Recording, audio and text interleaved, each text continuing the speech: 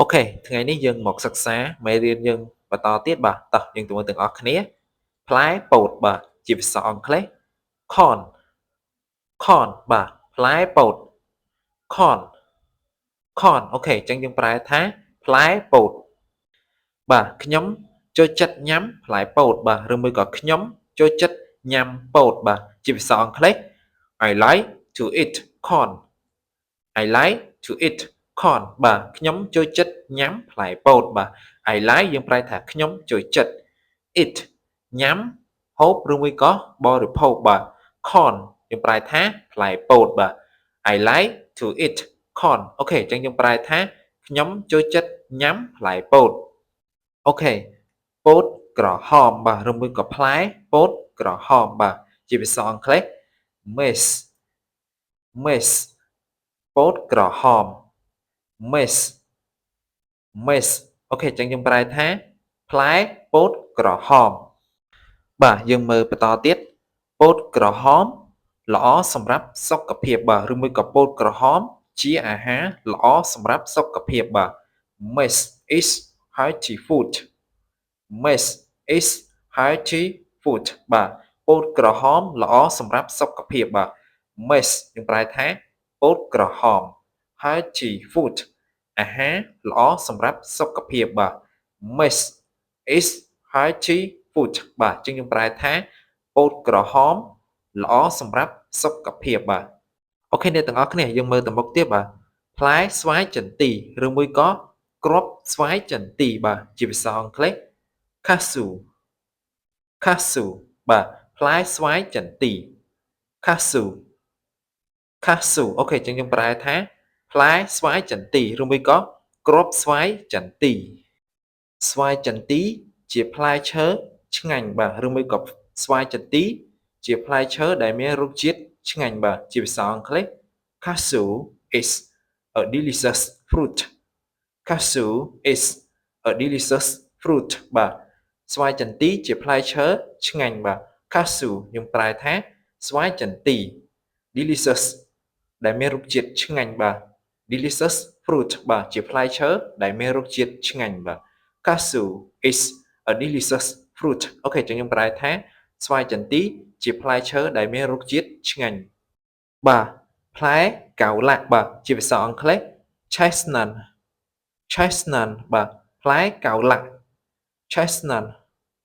chestnut អូខេអញ្ចឹងខ្ញុំប្រែថាផ្លែកៅឡាក់អូខេអ្នកទាំងអស់គ្នាយើងបន្តទៀតបាទផ្លែកៅឡាក់មានរសជាតិផ្អែមបាទជាភាសាអង់គ្លេស chestnut is a sweet chestnut is a sweet បាទផ្លែកៅឡាក់មានរសជាតិផ្អែមបាទ chestnut យើងប្រែថាផ្លែកៅឡាក់ sweet យើងប្រែថាផ្អែមឬមួយក៏រសជាតិផ្អែមបាទ chestnut is a sweet បាទជាងខ្ញុំប្រែថាផ្លែកៅឡាក់មានរសជាតិផ្អែមអូខេផ្លែ berry ខៀវបាទជាភាសាអង់គ្លេស blueberry blueberry បាទផ្លែ berry ខៀវ blueberry blueberry អូខេអញ្ចឹងខ្ញុំប្រែថាផ្លែ berry ខៀវបាទផ្លែ berry ខៀវមានទំហំតូចៗបាទឬមួយក៏ផ្លែ berry ខៀវ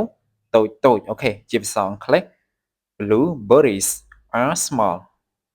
blueberries are small បាទផ្លែ berry ខៀវមានទំហំតូចៗបាទ blueberries យើងប្រែថាផ្លែ berry ខៀវបាទ small តូចៗបាទ blueberries are small អូខេយើងប្រែថាផ្លែ berry ខៀវមានទំហំតូចៗបាទមុនហ្នឹងផ្លែ berry ខៀវបាទ blueberry បាទប៉ុន្តែនៅក្នុងប្រយោគនេះគឺផ្លែ berry ខ្មៅបាទ blackberry blackberry បាទយើងប្រែថាផ្លែ berry ខ្មៅបាទ blackberry blackberry ផ្លែក្រូចថ្លុងបាទជាភាសាអង់គ្លេស pomelo pomelo បាទផ្លែក្រូចថ្លុង pomelo pomelo អូខេអញ្ចឹងយើងប្រែថាផ្លែក្រូចថ្លុងអូខេខ្ញុំចង់ញ៉ាំផ្លែក្រូចថ្លុងបាទឬមួយក៏ខ្ញុំចង់ញ៉ាំក្រូចថ្លុងបាទជាភាសាអង់គ្លេស I want to eat pomelo I want to eat pomelo បាទ ខ្ញុំចង់ញ៉ាំផ្លែក្រូចថ្លុងបាទ I want to eat យើងប្រែថាខ្ញុំចង់ញ៉ាំបាទ pomelo ផ្លែក្រូចថ្លុងអូខេ I want to eat pomelo អូខេអញ្ចឹងខ្ញុំប្រែថាខ្ញុំចង់ញ៉ាំផ្លែក្រូចថ្លុងក្រូចខ្វិតបាទឬមួយក៏ផ្លែក្រូចខ្វិតបាទជាភាសាអង់គ្លេស tangerine tangerine tangerine បាទផ្លែក្រូចខ្វិត tangerine អូខេអញ្ចឹងខ្ញុំប្រែថាផ្លែក្រូចខ្វិតអូខេតោះយើងបន្តទៀត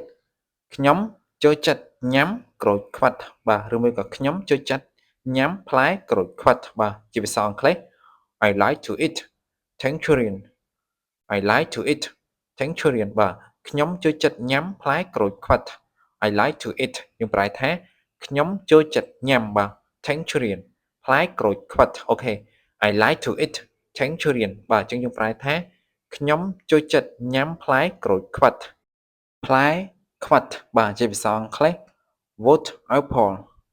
wood apple បាទផ្លែខ្វិត wood apple wood apple អូខេអញ្ចឹងយើងប្រែថាផ្លែខ្វិតផ្លែកន្ទួតបាទជាភាសាអង់គ្លេស gooseberry